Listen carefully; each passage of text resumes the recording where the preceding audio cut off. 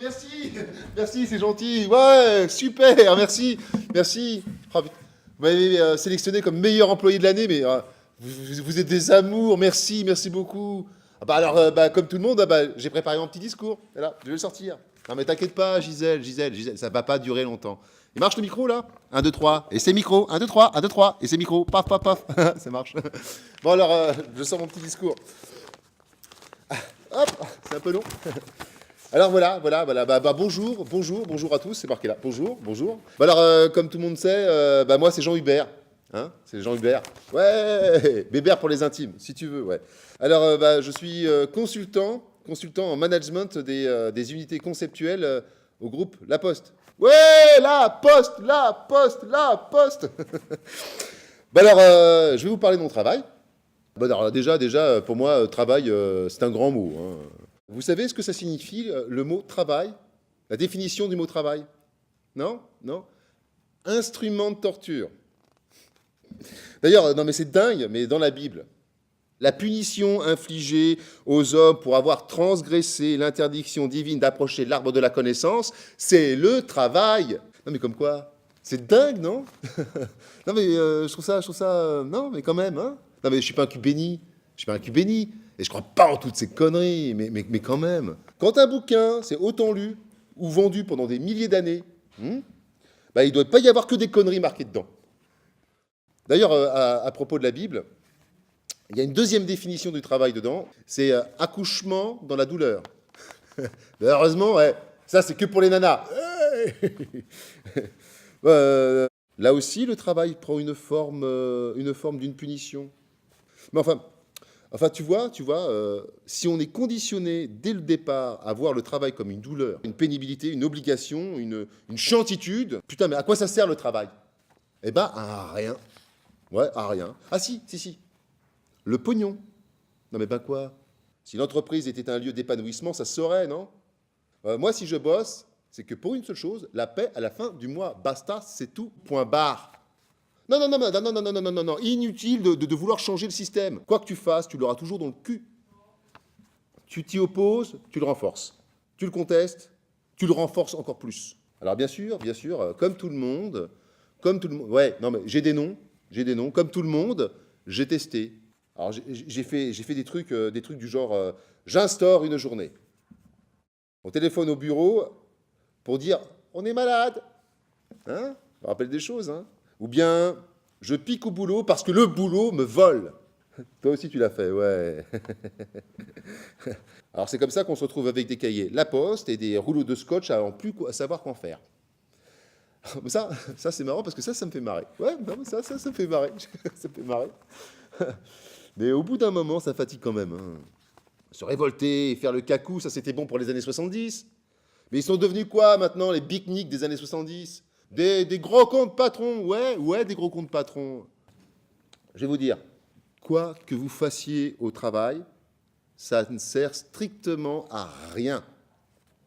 Non, mais tu peux être remplacé du jour au lendemain par le premier crétin venu. Et même si on te vend le mot compétence comme le top ultime de l'entreprise, c'est un leurre. Tu ne seras jamais jugé sur ta compétence ou l'excellence de ton travail. Non, mais bien sûr que non. Mais sur tes capacités à te conformer sagement au modèle de ton N+1, ton chef, quoi. Non, plus tu parles la langue de bois, plus tes boss auront l'impression que tu es dans le coup. Mais bon, non, ok, je m'égare. Pas la peine d'appeler les agents de sécurité, je m'égare. Je vais vous parler un peu de mon travail. Alors, être consultant, ça veut dire quoi? C'est d'abord, règle numéro 1, travailler le moins possible. Ah ouais, moi, je passe le plus clair de mon temps, enfin pas trop quand même, hein, à lécher des culs. Oui, et pour parler en langage d'entreprise, je me crée un réseau en béton de chez béton. Comme ça, je suis intouchable. Et en cas de restructuration, je ne sauterai pas, moi. Ah vrai, Gisèle? Alors, règle numéro 2, j'accepte sous aucun prétexte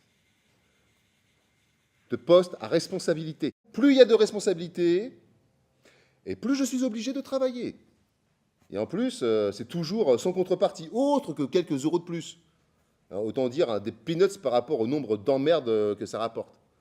Alors, règle 3 Si je peux, je choisis de travailler dans une grande entreprise.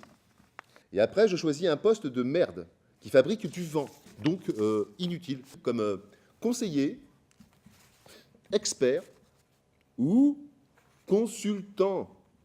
Plus le job est inutile et moins il est possible de mesurer votre apport à la création de la richesse de l'entreprise. En gros, évitez les postes qui se disent en termes pro, opérationnels. Les postes sur le terrain, quoi. C'est comme la chair à canon, des bidasses en temps de guerre. Vaut mieux être dans la stratégie, loin du champ de bataille, que se faire étriper sur le terrain. Bon, l'idéal est donc de viser les postes improductifs et par conséquent, sans conséquence. La bonne planque, ouais, t'as raison, la bonne planque, Yves, ouais, c'est raison. Le poste qui sert à rien. Il n'y a rien du tout, sinon à frimer devant le paperboard, ou alors de faire le cacou en réunion, comme je le fais là. Yo. Les tâches complètement improductives, comme mettre au point une politique sur la rédaction des logiciels. Ah ouais. Participer à un groupe de travail sur le développement d'un système de suggestion pour améliorer le produit. Assister à des séminaires. Alors, sans oublier de concevoir de nouveaux formulaires, de nouvelles procédures. Rédiger un dossier de plus de 2 pages que personne ne lira. Ou alors, plus simple, piloter des projets qui, pour la plupart du temps, échouent à la poubelle ou finissent par ne plus rien avoir avec l'idée de départ et qui finissent, au final, à la poubelle. N'oubliez pas de choisir un intitulé parfaitement opaque qui brouille les cartes comme responsable de veille, délégué public, chargé de mission de normalisation ou consultant en management des unités conceptuelles. Ah tiens, il est bon celui-là, hein. Qui peut savoir ce que ça veut dire, hein? Et qu'est-ce qu'on y fait? Personne. Hein? C'est pas le top du top de la planque, ça? Bon alors voilà. Non, je pense avoir bien résumé mon métier. J'espère que j'ai fait naître parmi vous des vocations. Alors pour finir, pour les novices ou les débutants, j'aimerais finir par une note d'optimisme en entreprise. Même quand tu n'as rien à espérer, tu as toujours quelque chose à craindre. Voilà.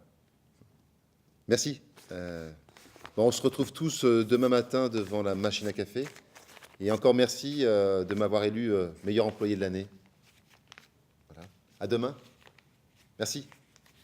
Merci. À demain devant la machine à café. Merci.